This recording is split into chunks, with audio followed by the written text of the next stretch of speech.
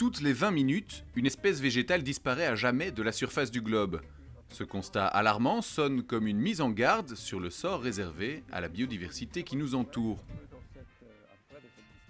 L'île de la Réunion et l'île Maurice font partie d'un hotspot de biodiversité au milieu de l'océan Indien.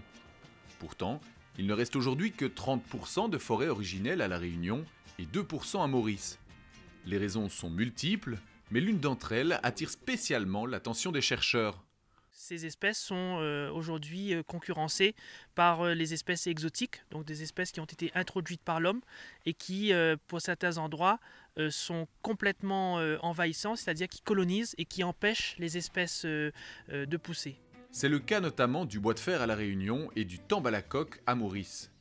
Leurs résistances hors du commun en ont fait un matériau de construction idéal pendant des décennies. Le bois de fer et le tambalacoque sont aujourd'hui des espèces menacées. Leur surexploitation, la déforestation et la disparition des animaux disséminateurs ont considérablement affaibli les populations exposées aujourd'hui aux envahisseurs exotiques. À Maurice, ce sont les goyaviers qui posent problème. Ce qui se passe, c'est que les espèces indigènes et endémiques ne produisent presque plus de graines parce que les arbres sont morts ou sont en très très mauvais état. Ils ont une très mauvaise santé avec toute cette compétition avec les goyaviers. Et aussi, même s'il y a des graines qui tombent au sol, la nature du sol est très changée par les racines du goyavier, qui fait que finalement, les microcytes de germination de ces espèces n'existent plus là. Donc il faut vraiment enlever le goyavier pour qu'il y ait des germinations de plantes indigènes. Enlever les espèces exotiques de manière mécanique est une première étape, la plus urgente, pour sauvegarder ces espèces endémiques menacées. Un autre moyen de conservation, à plus long terme cette fois, est l'étude génétique des populations. Un travail réalisé par le CIRAD à La Réunion. L'objectif de cette thèse, c'est quoi? Donc un premier volet phylogéographie-évolution, on retracera l'histoire de la colonisation de l'archipel des Mascareignes par les espèces de sapotacées.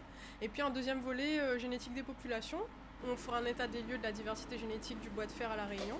Donc vraiment préserver le bois de fer, son potentiel adaptatif et évolutif.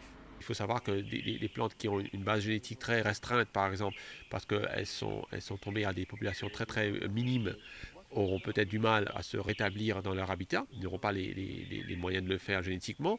Donc il faut booster donc cette diversité génétique. Donc pour cela, il faut comprendre d'abord comment elle se structure, cette diversité génétique parmi les différentes populations. Évaluer la diversité génétique permettra aussi aux scientifiques d'orienter les gestionnaires des écosystèmes vers une méthode idéale de conservation.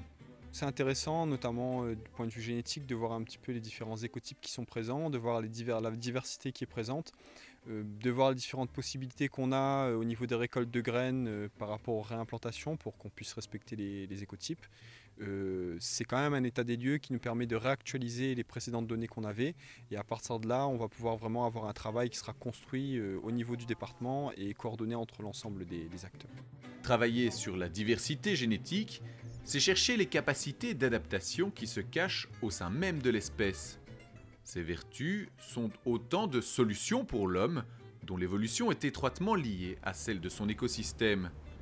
Perdre cette diversité, c'est perdre des solutions face à de futurs événements.